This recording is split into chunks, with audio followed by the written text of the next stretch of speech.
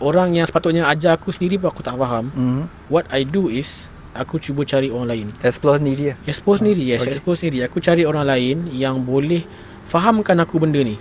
Seriously bro, masa dia ajar aku sampai marah aku tak faham, kau tak faham. Benda tak boleh nak terima kan? Bukan tak nak terima, mungkin cara dia cakap tu kita tak boleh nak faham terima. So bila kita jumpa orang lain, tanya dia pasal mungkin benda explanation dia lebih jelas lah. Yes. So benda ni untuk orang-orang yang baru.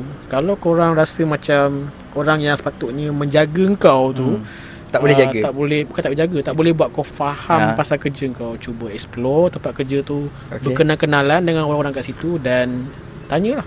Tu cara aku belajar. Seriously, aku belajar this one machine yang cakap 4 tahun tu. Actually aku belajar dengan aku punya senior sendiri yang charge jaga aku. And half of it aku jumpa orang ni. Okay. Dia explain aku, so benda tu aku puzzle up lah. So aku gabung-gabung lah. Gabung-gabung, projek